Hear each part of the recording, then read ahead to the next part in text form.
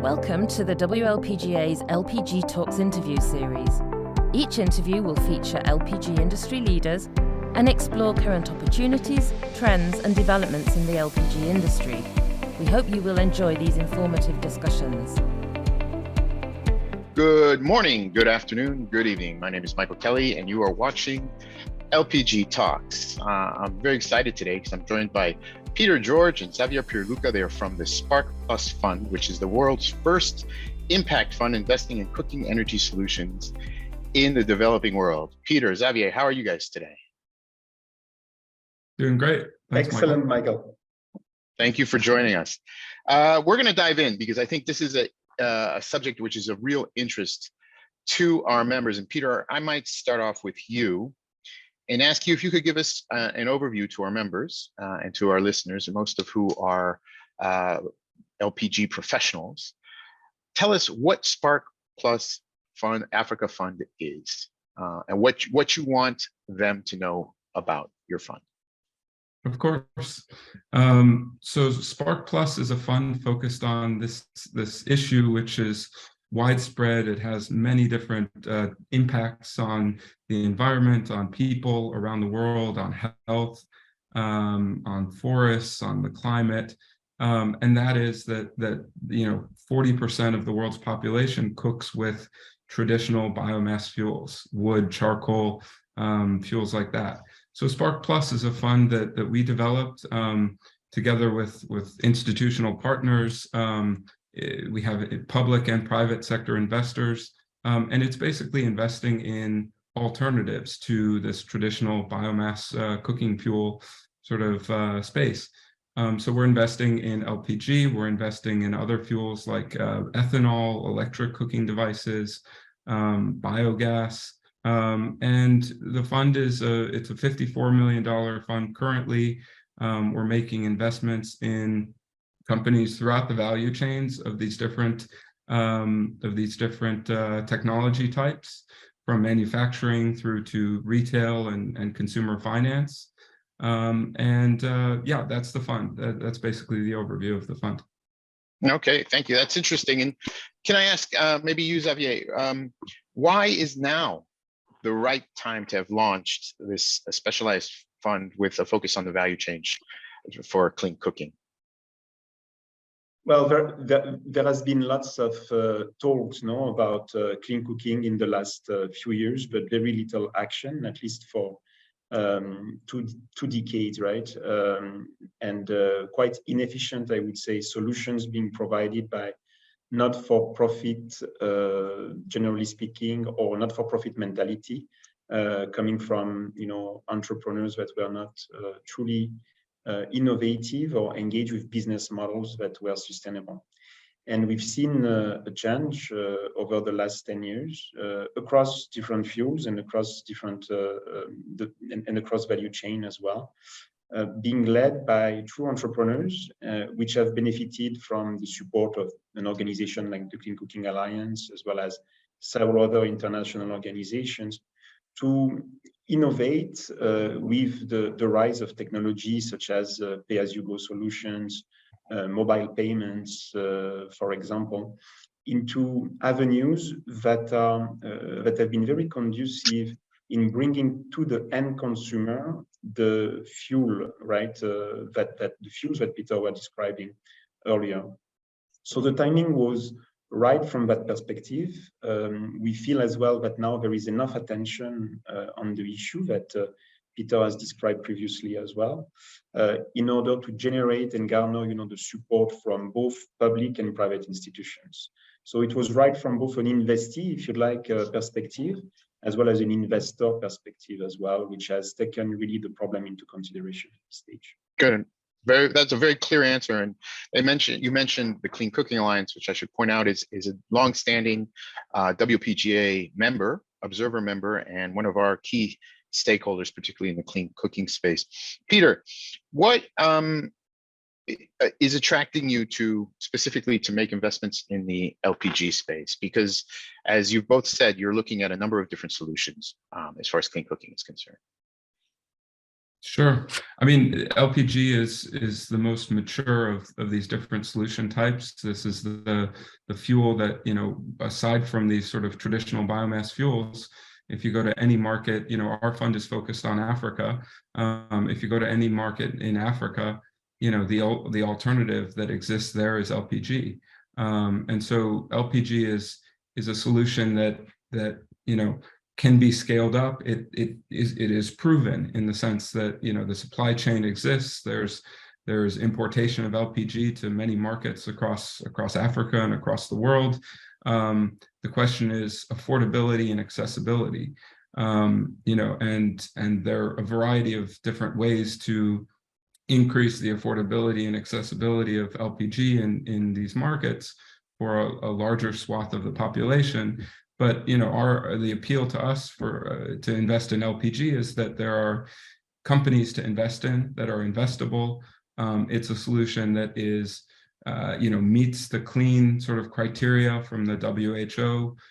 So it has real impact for consumers who switch from biomass to using LPG from a health standpoint, from a climate standpoint, from an impact standpoint, from a climate standpoint. It's better than remaining with traditional biomass, in many cases, in most cases. So we really believe that it's sort of the immediately viable solution, and that from a climate justice standpoint, it really makes sense to make LPG available for more people as these green, renewable solutions continue to mature. Yeah, excellent. That's an excellent answer, and one that I'm sure my members will appreciate, something that we say a lot in the WPGA. Xavier, if you could ask one thing of the LPG industry, what would you tell our members that you would like them to do in order to be able to grow in the markets that you're investing in? Like, what is the one ask that you have for our industry? If you can give our industry a little homework from this talk. Yeah, from our perspective, right, is to be as close as you can to the end consumer, right, at the end of the day. I mean, this is the true issue that we face in most of our investments, independently of being LPG focused or not, in access to energy, generally speaking. So for clean cooking fuels, but also for lighting, purposes. The issue in many geographies, but more specifically in the African sub-Saharan subcontinent, is the access basically to the end consumer.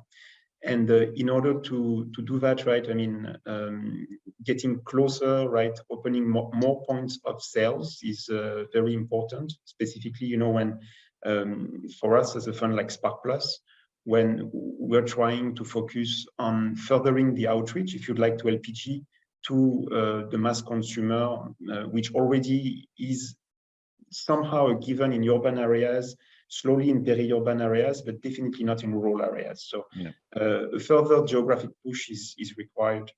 Then, thinking as well in terms of diversity of cylinders. I mean, the traditional cylinders that are being utilized, of course, in Western Europe, or for, household purpose or even industrial purpose, might not always be the most suited for the population we're targeting. And then consider technology, right, with pay-as-you-go solutions, mobile payment, which today, are proving to be quite attractive solutions as well to target the lower, economic segments of the population in sub-Saharan Africa. Yes, absolutely. And we have a number of our members like Paygo Energy and Circle Gas that have pioneered pay-as-you-go systems, mostly in East Africa, if I'm not mistaken. Peter, I'll pivot to you. Say our members wanted to get in touch with Spark Plus. Say they watch this and they're interested in talking to you about potential investments. What should they do? Sure. No, we're very happy to engage with your members. So we have a website that has a contact form. It goes directly to us, so it's not sort of going into a black hole. If you fill out the contact form, we'll get back in touch with you, very quickly. The website is www.sparkafricafund.com, sparkafricafund.com. And that's the easiest way to get in touch with us, and then we'll email you back. Okay, there you go. SparkAfrica.com, and we will make sure that we put Spark Africa Fund. Spark Africa Fund. Thank you for the correction, and we'll make sure that we put all that information in the show notes when we're done with this webinar.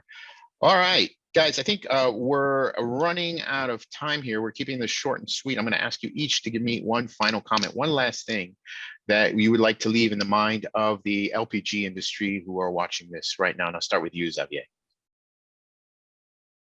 Well, I mean, you have a technology, right, that today is recognized now, as Peter indicated, from a climate standpoint, right, and from a health standpoint.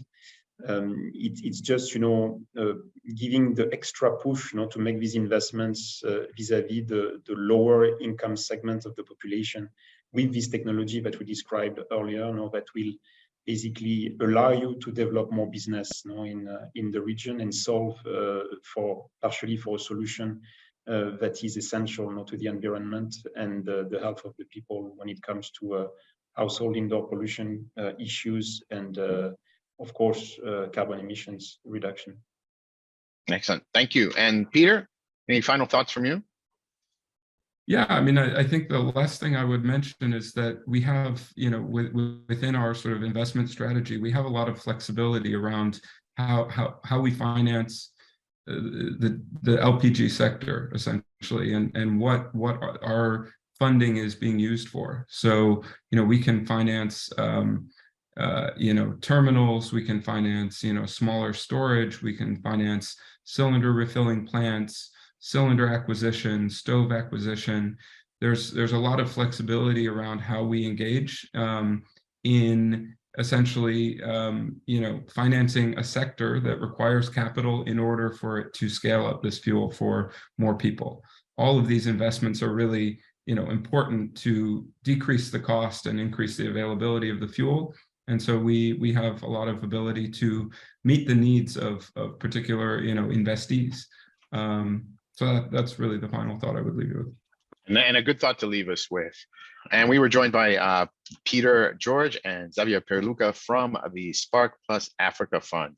I'd also like to remind our viewers to join us in November for LPG Week 2023, featuring the 35th World LPG Forum, as well as the European Liquid Gas Conference. It'll be held from the 13th to the 17th of November in Rome. Peter, you going to join us in Rome this November?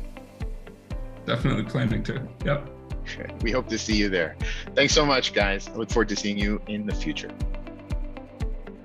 Thanks, Michael. And thank you to our viewers. This is Michael Kelly, and you've been watching LPG Talks. See you next time.